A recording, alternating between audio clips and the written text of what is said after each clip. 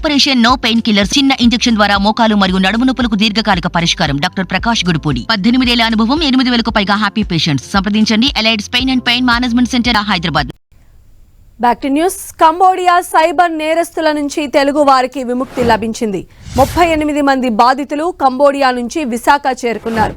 విడతల వారీగా బాధితులను విశాఖ పోలీసులు తీసుకువస్తున్నారు. ఏపీ నుంచే 150 మంది కంబోడియా వెళ్లినట్లు గుర్తించారు.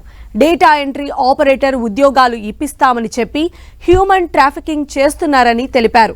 అక్కడ చైనా గ్యాంగ్కు అప్పగించడంతో బలవంతంగా సైబర్ నేరాలు చేయిస్తున్నట్లు తెలిపారు.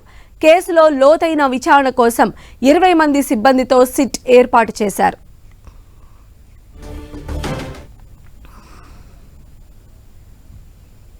కంబోడియా సైబర్ నేరస్తుల నుంచి తెలుగు వారైతే విముక్తి పొందారు. మరిన్ని అప్డేట్స్ కూడా తెలుసుకుందాం. మా ప్రతినిధి జార్జ్ మనకు అందుబాటులో ఉన్నారు. జార్జ్, ఎవరైతే విముక్తి పొందిన తెలుగు వారు ఉన్నారో వాళ్ళు ఏం చెప్తూ ఉన్నారు, అసలు ఎందుకు కంబోడియాకి వెళ్లారు, వాళ్ళు ఇన్ని రోజులు పడినటువంటి ఆ చిత్రహింస ఏంటి?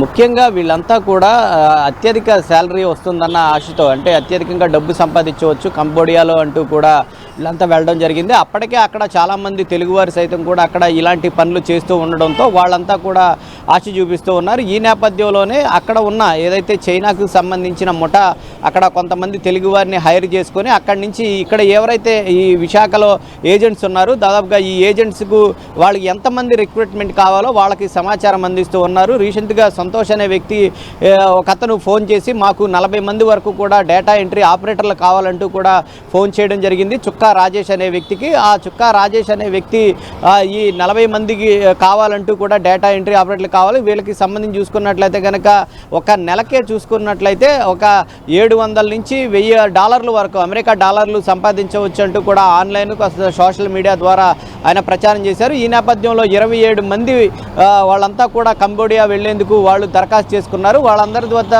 1,50,000 నుంచి 2 లక్షల వరకు కూడా ఈ చుక్కా రాజేష్తో పాటు కొండలరావు అలాగే జ్ఞానేశ్వరరావు అనే వీళ్ళు ముగ్గురు వ్యక్తులు సైతం కూడా వసూలు చేయడం జరిగింది. ఈ వసూలు చేసిన వ్యక్తులు వాళ్ళందరినీ కూడా పంపించారు. వాళ్ళంతా కూడా విశాఖ నుంచి ఢిల్లీ నుంచి బ్యాంకాక్ నుంచి కంబోడియా వెళ్ళిన జరిగింది. బ్యాంకాక్లోనే ఈ వ్యవహారం అంతా జరుగుతుంది. బ్యాంకాక్ వెళ్ళిన తర్వాత వాళ్ళు ఏదైతే జాబ్ చేస్తున్నారో దానికి సంబంధించి షరతులతో కూడిన పత్రాలు నింపిస్తూ ఉన్నారు.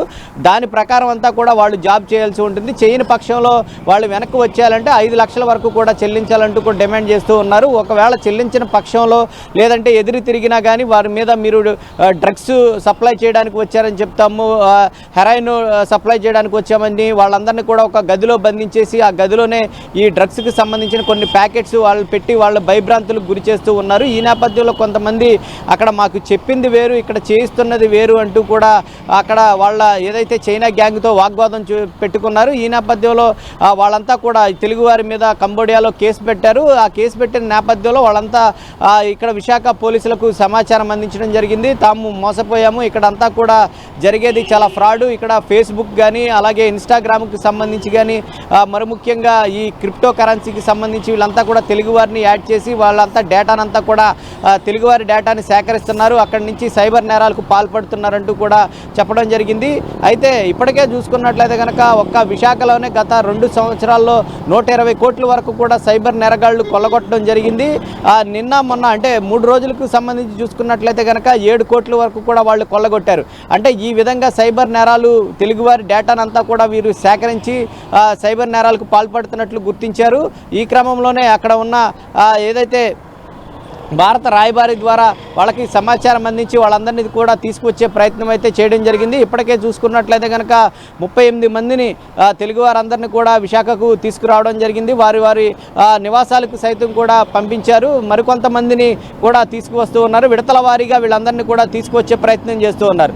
అయితే ఈ కేసులో లోతైన విచారణ చేసేందుకు అసలు వీరు ఏ విధంగా వాళ్ళని తీసుకువెళ్తూ ఉన్నారు, ఇక్కడ ఏజెంట్లకు పర్మిషన్లు ఉన్నాయా లేవా, లైసెన్స్ ఉన్న ఏజెంట్ల ద్వారానే వీళ్ళు విదేశీ విదేశాలకు వెళ్ళవలసి ఉంటుంది. కానీ అక్కడ విదేశాలకు వెళ్ళవలసిన లైసెన్సులు కూడా ఇక్కడ ఏజెంట్లు కలిగి ఉన్నారా లేదా అనే దాని మీద అయితే విచారణ చేపట్టనున్నారు. మొత్తం మీద 20 అంశాలకు సంబంధించి విచారణ నేపథ్యంలో 20 మందితో సభ్యులతో కూడిన సిట్టును బృందం కూడా ఏర్పాటు చేసి దీని మీద లోతైన విచారణ అయితే చేపట్టారు. అలానే జార్జ్, ఎవరైతే మధ్యవర్తిత్వం వ్యవహరిస్తున్నారో ఈ కంబోడియాకు వీళ్ళని తరలించడానికి, వాళ్ళకి సంబంధించిన డీటెయిల్స్ వచ్చాయా? పోలీసులు వాళ్ళని ఎంక్వైరీ చేస్తూ ఉన్నారా? ఇలాంటి ఏజెంట్స్ ఇంకా ఎంతమంది ఉండొచ్చని భావిస్తూ ఉన్నారు? నాట్ ఓన్లీ నేపీ, తెలుగు 2 స్టేట్స్లో కూడా.